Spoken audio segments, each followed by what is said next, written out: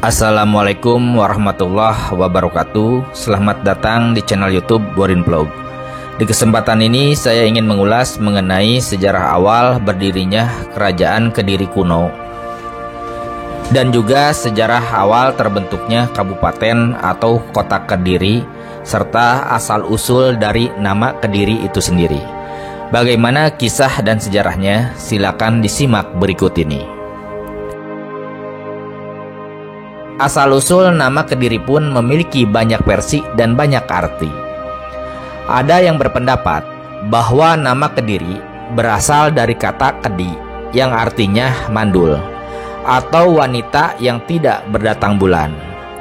Arti kedi menurut Kamus Jawa Kuno adalah orang yang kebiri bidan atau dukun.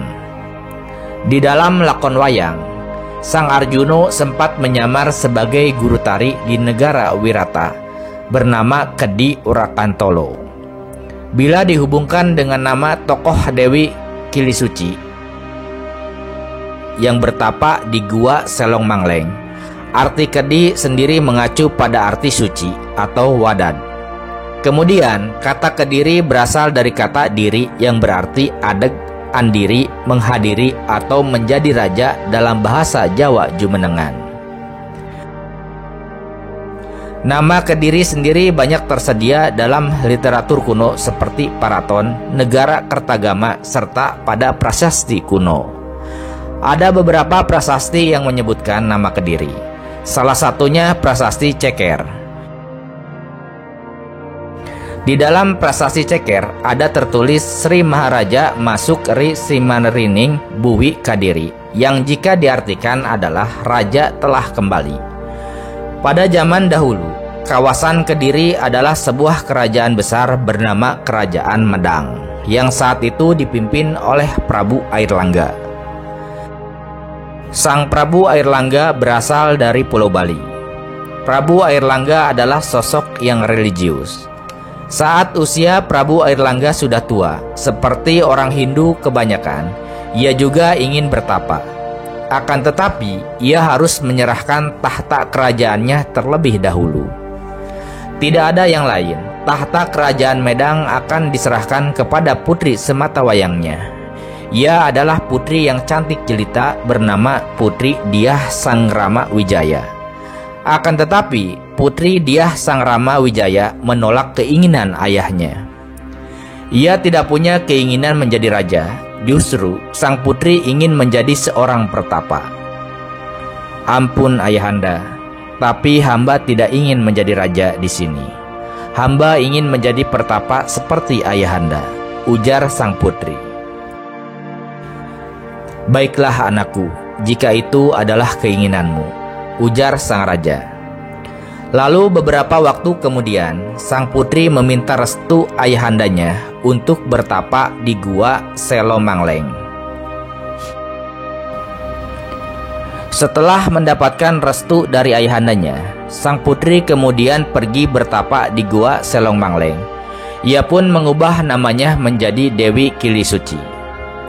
Karena putri sematawayangnya menolak, kemudian Prabu Airlangga ingin menyerahkan tahta kerajaan Medang kepada putra dari salah satu selirnya.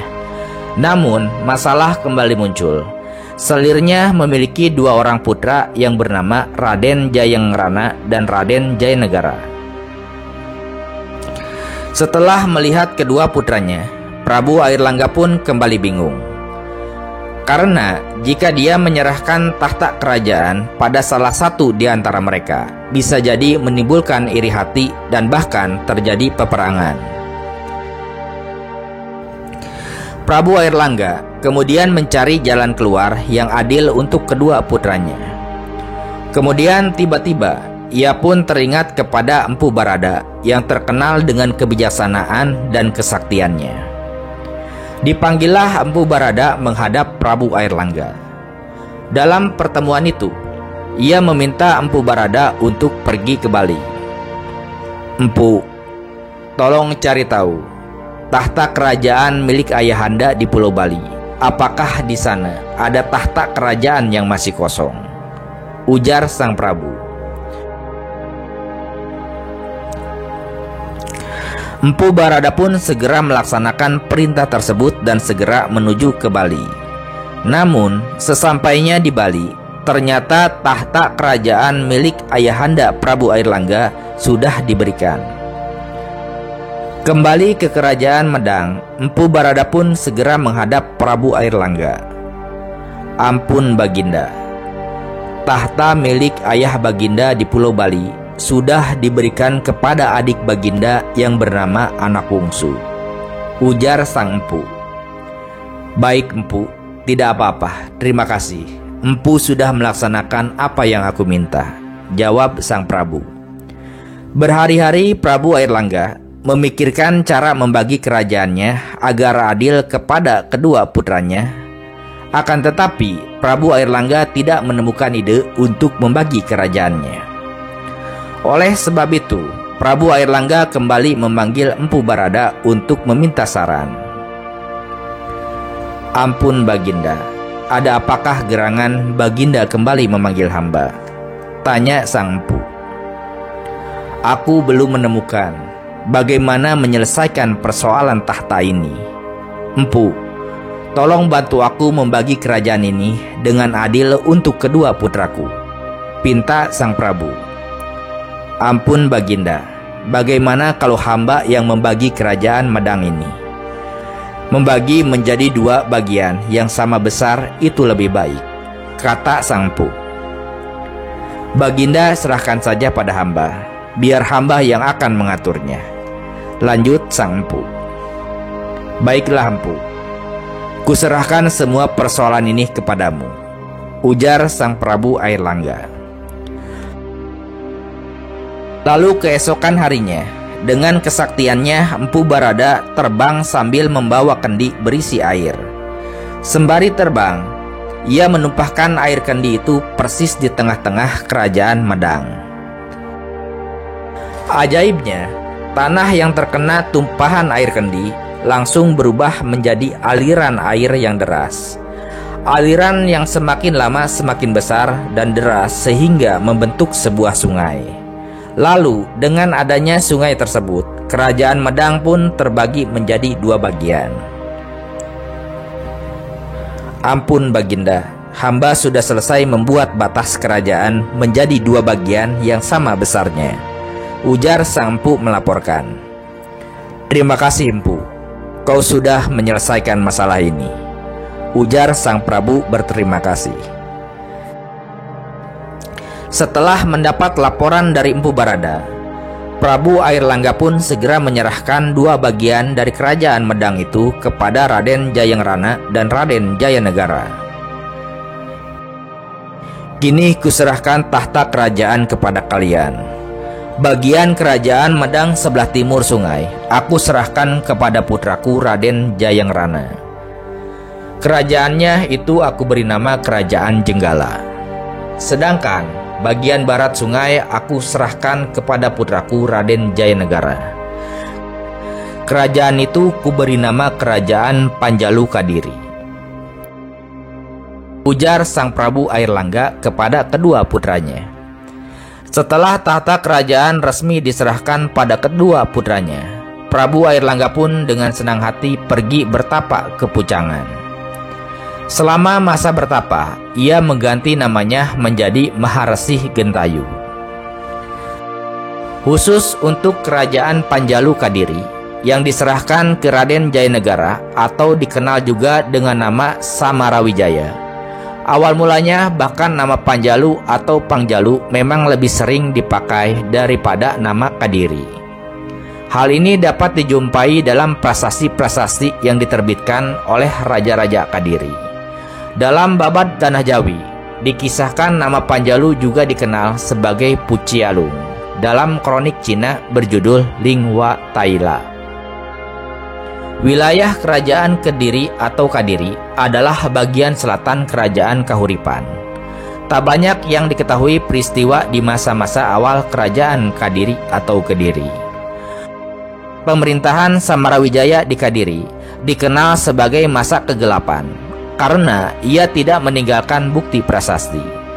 Ia naik tahta dipastikan tahun 1042, karena pada tahun itu Prabu Airlangga turun tahta menjadi pendeta atau petapa berdasarkan berita dari Prasasti Pamuatan dan Prasasti Gadakuti. Akhir pemerintahan Samarawijaya atau Jayanegara tidak diketahui dengan pasti. Prasasti yang menyebutkan nama Raja Kadiri selanjutnya adalah Prasasti Mataji. Adalah sebuah prasasti batu yang ditemukan di Desa Bangle, Lengkong, Nganjuk, Jawa Timur. Prasasti ini berangka tahun 973 Saka atau 1051 Masehi. Dikeluarkan oleh Raja Sri Jidendrakara. Sejarah lebih lanjutnya dikisahkan pada suatu masa Raja Kameswara yang merupakan Raja ke-8 Kediri menikah dengan Dewi Kirana, putri kerajaan Jenggala. Dengan demikian, akhirnya Jenggala kembali dipersatukan dengan Kediri. Nama Kediri akhirnya menjadi kerajaan yang cukup kuat di Jawa. Pada masa itu, ditulis kitab Kakawin Samaradana yang dikenal dalam kesusastraan Jawa dengan cerita Panji.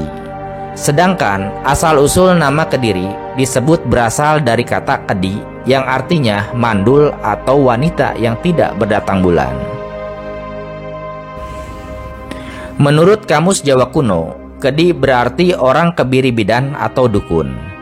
Di dalam lakon wayang Sang Arjuno pernah menyamar menjadi guru tari di negara Wirata bernama Kedi Wrakantolo. Bila dihubungkan dengan nama tokoh Dewi Kilisuci yang bertapa di Gua Selomanggeleng, maka Kedi berarti suci atau wadad.